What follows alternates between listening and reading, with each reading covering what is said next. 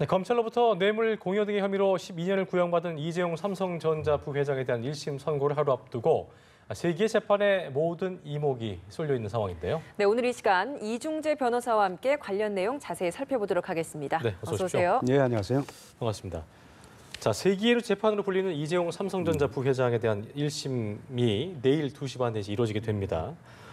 글로벌 무대에서 일단 삼성이란 기업 자체가 이제 국내 기업을 넘어서 글로벌 기업이기 때문에 국내 말고도 이제 해외에서도 주목을 받고 있는 상황이라고 하더라고요. 그렇습니다. 말씀하셨듯이 지금 삼성은 국내에서는 독보적인 1위 기업이고 세계에서도 1위 기업이기 때문에 지금 외신들도 굉장히 관심을 많이 보이고 있죠.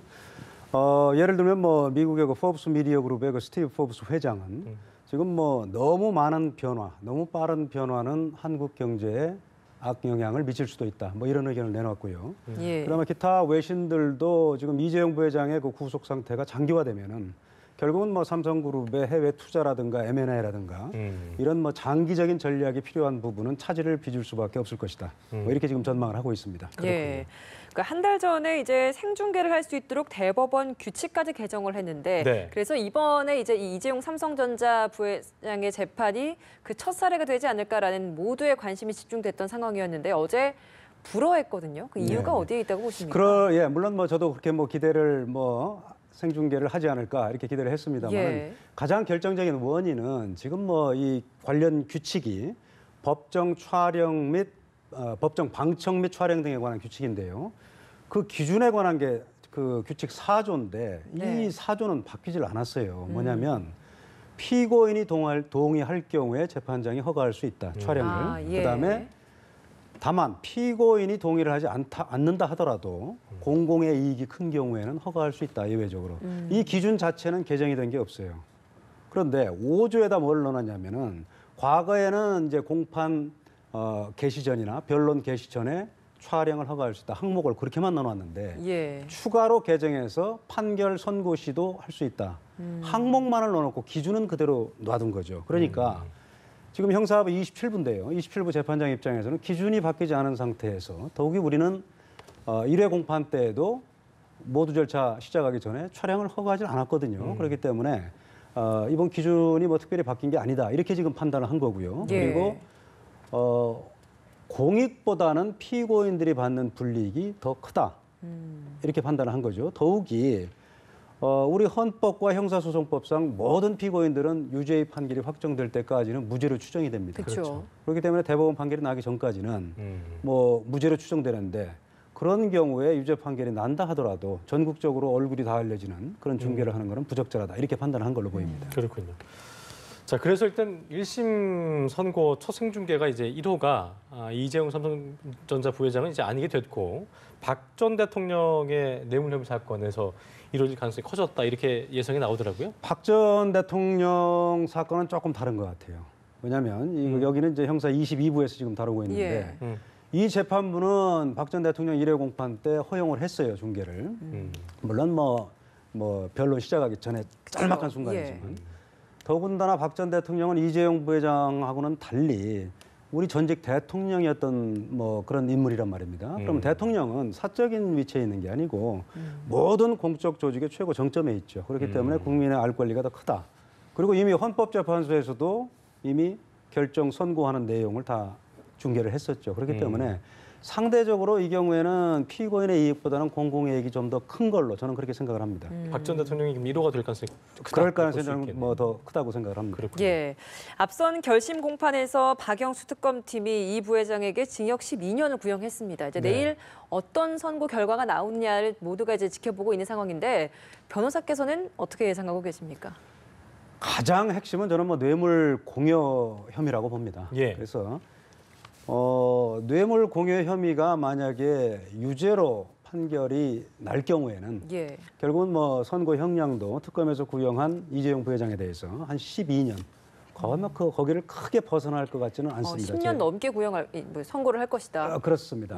그런데 만약에 이 뇌물 공여 혐의가 무죄가 난다면은 또 여러 가지 변수가 있습니다만 그런 경우에는 좀 문제가 생겨요. 가장 핵심은 뇌물 공여인데 뇌물 공여죄는 징역 5년 이하밖에 안 돼요. 형량이. 그런데 재산 국외 도피가 도피액이 지금 50억이 넘기 때문에 10년 이상 또는 무기징역형입니다. 그렇기 때문에 핵심이 만약에 무죄가 날 경우에는 뇌물 재산 국외 도피만 하더라도 10년 이상인데 그걸 재판부에서 한번 장량 감경을 하더라도 5년 이상은 선고가 돼야 돼요. 그래서 아마 이거는 뇌물 공여 혐의가 유죄냐 무죄냐에 따라서 형량은 상당히 달라질 수 있다. 그러니까 뇌물 공여가 제일 중요한 부분임에도 불구하고 이게 무죄로 나와도 해외 도피, 재산 도피가 있기 때문에 그렇습니다. 그런 형량들이 워낙 높습니다. 재산국외 도피도 있죠. 그다음에 좀 횡령도 있죠. 뭐 범죄 수익 은닉도 있죠. 국회에서 위증한 것도 있죠. 그렇네요. 그렇기 때문에 재산 국외 도피가 이제 1년 이상이면 5억에 뭐 몇 년이고 뭐 50억 이상이면 몇 년이고 이게 좀 기준이 있지 않습니까? 그렇습니다. 도피 액수가 5억 원 미만일 때는 징역 1년 이상이고요. 예. 그다음에 5억 원 이상, 50억 원 미만일 때는 징역 5년 이상. 그리고 50억 원을 도피 액수가 초과해 버리면은 그때는 무기징역이나 10년 이 이상. 부회장은 50억이 넘었기 때문에 그렇습니다. 정유라 씨한테 지원한 게 78억이죠. 예. 그러니까 이제 그 부분은 이제 입증이 된다면 뭐 어떻게 할 수가 없는 부분이긴 입증이 하네요. 되고 그다음에 이제 또 하나 이제 입증을 해야 될 게 과연 돈을 해외로 보내는데 이재용 부회장이 같이 협의를 했느냐. 관여를 했는가? 지금 그래서 삼성 측에서는 이 부회장한테 보고를 안 했다. 지금 이렇게 주장을 하고 있죠. 예. 막는다는 거죠. 그 밑에 그렇습니다. 밑선에서. 최지성 실장이 내가 다 알아서 했다. 지금 이러고 있는 입장이거든요. 그렇기 때문에 그 증거에 의해서 어느 쪽으로 가느냐에 따라서 이재용 부회장이 무죄가 될 수도 있고 그 부분도 유죄가 날 수도 있는 거죠. 예. 이 선고 결과에 따라서 향후 삼성전자 경영에도 굉장히 많은 차질이 불가피할 네. 것 같습니다. 뭐 어떤 영향이 있을까요? 그렇죠. 뭐 다른 것보다도 뭐 정말 정부 기관 뭐 더군다나 뭐 대통령한테 뇌물을 준 걸로 인해서 기업 경영을 했다, 경영권 승계를 했다. 그러면 얼마나 국제적인 신인도가 하락을 하겠습니까? 정말 뭐 삼성이 국제 무대에서 당분간은 뭐 얼굴을 들고 사업을 하지 못할 거다. 저는 뭐 그렇게 생각을 하고요. 더욱이 뭐 아까도 말씀드렸습니다만은 유죄가 되면은 실질적인 뭐 삼성그룹의 총수인 이재용 부회장의 구속 사태가 뭐 장기화되는 거기 때문에 네. 아까 말씀드린 뭐 투자라든가 M&A라든가 이런 뭐 장기적인 전략이 필요한 부분, 이 부분은 뭐 차지 불가피하다 이렇게 생각을 합니다. 그래요. 변호인단 측 일단 뭐 전 공판 과정에서 제출한 정황 증거로 미뤄왔을 때 인정될 수 있는 간접 사실을 모아봐도 공소 사실이 뒷받침할 수 없다고 얘기하고 있는 상황이기 때문에 일단 내일 어떤 판단이 나올지 좀 지켜봐야 될 것 같습니다. 자, 검찰이 국정원의 그 민간인 댓글 부대 수사 착수 하루 만에 굉장히 빠르게 진행이 되는 것 같습니다. 대규모 압수수색에 착수를 했는데 압수수색 대상이 이명박 전 대통령 지지단체들이 대거 포함이 됐더라고요. 그렇습니다. 이 댓글이라는 게 기본적으로 뭐 지금 뭐 알려지기로는 국정원의 그 뭐 적폐청산 태스크포스에서 뭐 확인을 한 바에 의하면 주로 이명박 전 대통령을 지지하는 그룹이었다. 그러니까 뭐 거기에 무슨 뭐 애국연합이다, 뭐 늘푸른 희망연대, 특히 이제 늘푸른 희망연대는 그 전신이 MB와 아줌마 부대들, 뭐 이런 굉장히 적극적인 지지를 하고 그 다음에 이제 이명박 대통령의 정책에 반대하는 사람들에 대해서 뭐 지금 알려지기로는 종북몰이를 한 거 아니냐 이런 혐의를 받고 있죠. 예. 그렇기 때문에 뭐 기본적으로 이게 시작된 게 좌파에 의해서 장악된 SNS 이걸 좀 우리가 보수가 끌어와야 된다. 이런 배경에서 시작이 된 댓글 사건이기 때문에 네. 뭐 궁극적으로는 이명박 전 대통령을 지지하는 그런 단체가 많이 포함될 수밖에 없는 거죠. 2라운드에 접어들었다 할 수 있는 국정원 댓글 사건 이게 이제 결국 그 정점에 있는 이명박 전 대통령으로까지 수사가 뻗쳐나갈 것이냐 이 부분도 좀 궁금하거든요. 예, 지금 이게 뭐 보고를 어디까지 했느냐에 따라 달라지죠. 그래서 근데 지금 예를 들어 한 가지 말씀을 드리면은 2011년도에 국정원에서 SNS 장악 문건, 그러니까 아까 말씀드린 대로 좌파에 의해서 잠식당한 SNS의 주도권을 우리 보수 우파가 끌어와야 된다.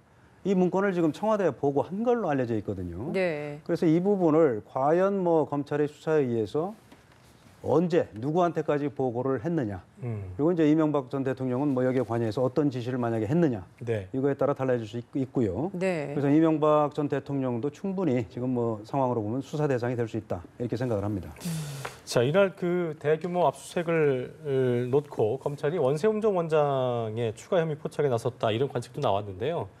원전 원장의 횡령 배임 혐의 추가로 적용이 될 가능성은 어떻게 좀 저희가 뭐 그럴 가능성도 있죠. 지금 소위 말하는 댓글 부대를 운영한 게 2009년 5월부터 2012년까지인데 2012년 한 해에만 지금 국정원 예산 30억 원을 지금 투입을 했다는 거거든요. 예. 그런데 이게 지금 뭐 소위 말하는 특수활동비입니다.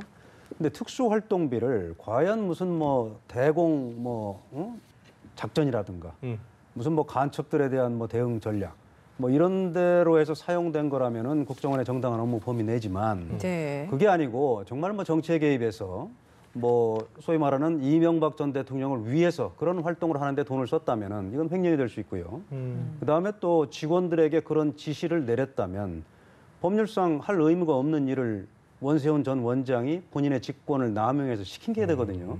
그럼 직권 남용이 될 수가 있는 겁니다. 부당한 목적을 입증할 수 있는 부분이 또 있긴 해야겠네요. 그렇습니다. 그 활동의 내용을 구체적으로 살펴봐야겠죠. 그러겠네요. 알겠습니다. 네, 이재용 부회장 재판부터 국정원 댓글 사건 네. 검찰 수사 내용까지 살펴봤습니다. 이중재 변호사였습니다. 고맙습니다. 고맙습니다.